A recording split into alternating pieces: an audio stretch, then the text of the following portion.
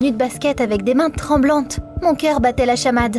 Je n'ai jamais porté de vêtements aussi ouverts avant. Ça faisait tellement longtemps que je me cachais des autres. Mais maintenant, toute l'école connaîtra mon secret. Salut, je m'appelle Teresa et j'ai 16 ans. Pendant très longtemps, j'ai caché un petit secret à tout le monde autour de moi. Enfin, c'est plutôt un gros secret. La taille de mes hanches géante. J'étais très complexée par rapport à ça. Je portais que des vêtements amples. Et je me changeais que quand personne ne me regardait. Tout le lycée se préparait pour le bal d'hiver. Et je ne faisais pas exception. Avec ma mère et ma petite sœur, on est allé au magasin pour chercher une robe élégante pour moi. Ça faisait déjà quelque temps que je marchais dans le magasin, sans succès. Quand j'ai vu la robe, c'était comme si c'était elle qui m'avait choisie. Je l'ai prise et j'ai couru vers la cabine d'essayage. Et quand je l'ai mise, je me suis dit qu'elle était parfaite. Mais elle me serrait bien les hanches. J'étais vraiment très déçue parce que la robe était tellement belle. Mais quand ma sœur est arrivée, j'étais ravie parce qu'elle s'est acclamée. « Comme t'es belle !» Et puis ma mère m'a vue. Et elle a tout gâché. Elle m'a dit « Ça ne te va pas du tout, tu ne vois pas? On a toutes des hanches énormes dans notre famille. On doit les cacher. » Ah ouais, j'ai failli oublier. C'est vraiment un truc de famille. Ma mère aussi portait des vêtements amples. Et même ma petite sœur qui n'avait que 13 ans commençait déjà à avoir honte de ses formes arrondies. J'ai essayé de raisonner ma mère, mais je n'ai pas réussi. Elle m'a juste critiquée avant de me dire que la robe était moche. Puis elle est repartie chercher quelque chose pour moi, sans demander mon avis. Je voulais pas enlever ma robe, donc je suis pas sortie de la cabine d'essayage. J'ai essayé de profiter des dernières secondes près du miroir, quand d'un coup, c'est Trevor! Dans le reflet du miroir, j'ai vu mon camarade de classe me dévisager. Je ne comprenais pas pourquoi il me regardait comme ça. Donc je me suis cachée dans la cabine d'essayage. Je n'ai pas revu Trevor ce jour-là. Ma mère m'a acheté une robe que je n'aimais pas du tout. Mais elle avait un gros plus, on ne voyait pas mes hanches dedans. Mais bon, même cette robe que je n'aimais pas ne pouvait pas gâcher mon envie d'aller au bal. J'attendais vraiment la danse, et j'espérais de tout mon cœur qu'un garçon m'inviterait. Je n'arrivais toujours pas à sortir Trevor de ma tête. Est-ce qu'il m'aime bien?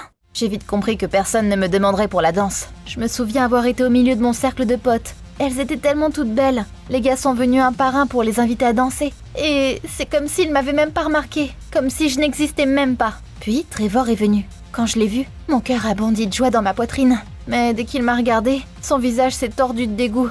Il s'est retourné et est parti. Cette nuit-là, personne ne m'a demandé de danser avec moi. J'étais vraiment triste. Je suis rentrée à la maison et j'ai fondu en larmes. La remise des diplômes était prévue dans 6 mois. Et maintenant, j'étais même plus sûre de vouloir y aller. Personne ne m'invitera au bal de fin d'année, c'est sûr. Et je ne veux pas y aller toute seule, comme une loser. Mais bon, je ne pouvais pas me laisser aller. Il y avait un événement important au coin de la rue. Un match de basket avec une école voisine. Et ma meilleure amie Kate y participait. Même si je ne faisais pas partie de l'équipe, je me suis quand même préparée. J'ai inventé des chants, dessiné des affiches. Je voulais vraiment aider Kate, parce que j'allais à toutes ses séances d'entraînement. Et j'étais pote avec toute l'équipe. Le jour du match, on est arrivé dans la salle. Les filles ont changé de vêtements, sont parties s'échauffer. Mais pour une raison quelconque, Kate était en retard. 5 minutes sont passées, puis 10. Et il restait de moins en moins de temps avant le match. Tout le monde commençait déjà à s'inquiéter sérieusement quand Kate nous a appelés. Elle nous a dit qu'elle était tombée dans les escaliers et qu'elle s'était tordu la jambe. Elle ne pourrait donc pas jouer. Tout le monde était littéralement écrasé, parce qu'il n'y avait pas de joueurs de réserve dans l'équipe à ce moment-là. Et sans Kate, l'équipe ne sera tout simplement pas autorisée sur le terrain. Il y avait un bourdonnement d'excitation dans les gradins, car tout le monde était très inquiet. Et puis une des filles a une idée. Laisse Teresa jouer à la place de Kate. T'es venue à toutes les séances d'entraînement. Tu sais quoi faire. C'est mieux que la disqualification. Oh non, pas ça. J'avais peur rien qu'en pensant aux petits shorts serrés. Évidemment, j'ai commencé à trouver des excuses pour ne pas jouer. Mais les filles ont insisté. Donc au final, je n'ai pas pu refuser. J'ai enfilé mon uniforme avec des mains tremblantes. Je n'avais jamais été aussi stressée de ma vie. Quand je me suis retournée, j'ai compris que tout le monde dans le vestiaire me regardait. Bouche bée de surprise. Mais je n'ai pas eu le temps de comprendre ce qu'ils pensaient. On devait monter sur le terrain de basket. La partie a commencé et tu sais, à la surprise générale, je jouais vraiment bien. J'ai toujours aimé le basket. Du coup, je jouais dans mon jardin les soirs. J'aurais même intégré l'équipe si je n'étais pas aussi gênée par mes formes. Mais à ce moment-là, j'ai oublié tout le monde, et même mon apparence. Ça faisait totalement longtemps que je rêvais de jouer au basket, et maintenant, enfin mon rêve est devenu réalité. Le match était vraiment tendu, et on était au même nombre de points à quelques minutes de la fin. Je me souviens que j'avais le ballon entre les mains, et j'ai d'un coup réalisé que la victoire ne dépendait que de moi. Et au même moment, tous mes complexes m'ont rattrapée. Comme frappée par la foudre, je me suis souvenu que j'étais en short et que tout le lycée était au courant de mon secret. J'ai regardé autour de moi et j'ai réalisé que les yeux de tout le monde étaient rivés sur moi. J'ai couru, lancé le ballon et j'ai raté. La défaite. J'ai été la première à retourner au vestiaire. Je pensais que les filles m'engueuleraient. Mais quand elles sont arrivées au vestiaire après moi, elles m'ont toutes serrée dans les bras. Apparemment, nos adversaires étaient une équipe très très forte et les filles étaient persuadées qu'elles allaient perdre. Donc elles n'avaient jamais même espéré être aussi proches de la victoire. Et le plus important, c'est qu'elles ont aimé ma silhouette. Pendant que je me couvrais timidement d'une serviette, les filles discutaient entre elles enthousiastes. et m'ont même comparée à Kylie Jenner.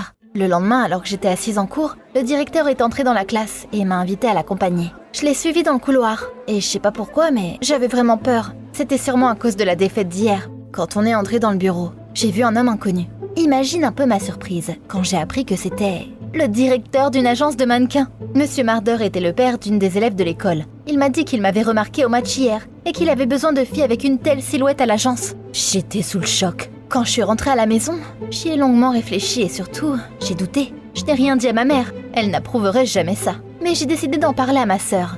Elle était ravie pour moi, car elle-même rêvait depuis longtemps de devenir mannequin. Et elle était très triste parce qu'elle pensait qu'avec notre silhouette, on ne pourrait jamais réussir. C'est comme ça que ma carrière de mannequin a commencé. Je suis allée à l'agence, j'ai signé un contrat. Ils m'ont fait un portfolio. Ça m'a fait bizarre de ne pas avoir honte de mon propre corps, qu'au contraire, tout le monde autour de moi l'admirait, me comblait de compliments. Ma confiance en moi grandissait de jour en jour. Mais tout le monde ne comprenait pas ma particularité. Il y avait aussi des gens toxiques. Une fois, je suis venue au casting d'une marque de mode stylée, et j'ai vite vu que j'étais la seule fille ronde.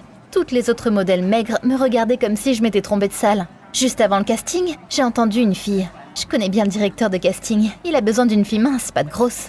Elle n'a pas dit non, évidemment, mais elle m'a bien regardée. Je n'ai pas ma place ici, j'étais vraiment énervée, donc je voulais rentrer chez moi. Mais je me suis souvenue que ma petite sœur m'attendait à la maison. Elle croyait en moi, j'ai donc vaincu mes peurs. Je suis restée, j'ai passé le casting la tête haute et je l'ai remporté. J'étais la seule choisie parmi des centaines des plus belles filles. Oh, j'étais aux anges. La séance photo était tout simplement géniale. Les photos ont été publiées dans un magazine de mode. Des banderoles avec moi étaient accrochées dans toute la ville. Mais le plus important, une grande banderole accrochée juste devant mon école. Absolument tout le monde l'a vue. Maman était contrariée parce que je lui avais rien dit. Et elle était aussi terriblement surprise que quelqu'un puisse aimer nos formes. Au lycée, je suis vite devenue très populaire. Absolument tout le monde voulait être pote avec moi. Et il y a même des gens qui demandaient de prendre une photo avec moi.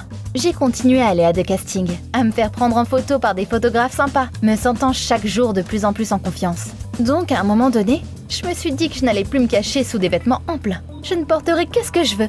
Et puis, il y a eu un appel d'une agence qui a tout changé. On m'a proposé de participer à un concours de beauté locale. Bien sûr, j'ai tout de suite dit oui. Le jour du concours, je me suis préparée puis j'ai attendu. Mais le concours n'était pas du tout ce à quoi je m'attendais. Encore une fois, j'étais complètement seule parmi des centaines de belles filles parfaitement minces. Et encore une fois, elles me regardaient toutes avec dédain, voire dégoût. Sous les yeux des autres modèles, ma confiance fondait comme neige au soleil. Et les réalisations passées n'avaient plus aucune importance. Je faisais les 1000 pas derrière le rideau, ne comprenant pas du tout s'il valait même la peine de participer. Peut-être que je devrais rentrer à la maison. Pourquoi je suis venue ici déjà? Je me souviens être partie récupérer mes chaussures à talons pour aller sur scène. Quand j'ai vu du verre brisé à l'intérieur? Ah ouais, mes concurrentes ne reculeraient devant rien pour gagner. Non, après ça, je pouvais tout simplement plus continuer. J'ai eu les larmes aux yeux pendant que je faisais mon sac. Puis je me suis précipitée vers la sortie. J'ai failli partir, mais au dernier moment, un miracle s'est produit. Littéralement à l'entrée du bâtiment, j'ai croisé ma mère et ma sœur, qui étaient venues me soutenir. Et tu ne croiras pas ce qu'elle portait. Un jean moulant. Ma sœur était à l'aise, mais alors maman? Elle avait toujours été très mal à l'aise avec son corps et portait normalement des vêtements amples pour cacher ses hanches. Je peux même pas imaginer le courage qu'il lui a fallu pour vaincre ses peurs. Je regardais ma maman toute fière et ma petite sœur me regardait avec admiration. Et je me suis rendu compte que je ne pouvais pas les décevoir. Malgré ma peur et mes doutes, je suis revenue au concours. Je suis montée sur scène et j'ai gagné la couronne. J'ai donc compris que grâce à moi, tout le monde dans la famille est devenu un peu plus confiant. Même ma mère qui nous avait inculqué ses complexes. Et aussi que rien ne m'est impossible. Du coup, le bal de fin d'année arrivait. Avec l'argent que j'avais gagné au concours de beauté, j'ai pu acheter la robe que j'aimais tant il y a 6 mois. Et j'étais magnifique dedans. C'est drôle de me rappeler à quel point j'étais inquiète que personne ne m'invite au bal. Maintenant, j'avais carrément le choix parmi toutes les invitations, même Trevor. Mais je n'ai accepté aucun des gars. Il ne m'aimait pas quand je portais mes vêtements amples. Donc, il ne me méritait pas maintenant que je suis cool. Le bal a été la meilleure soirée de ma vie. Et j'ai vraiment passé un bon moment avec mes potes. Et à la toute fin, j'ai même été choisie comme reine du bal. Toutes les portes étaient ouvertes pour moi. J'ai aidé ma sœur à trouver un travail dans une agence de mannequins, comme elle en rêvait. Et j'ai lancé mon propre blog pour aider les filles comme moi à prendre confiance en elles. Maintenant, je suis prête à partager la leçon que j'ai apprise. N'avoir peur de rien. Profiter de toute opportunité que la vie offre. Et aussi,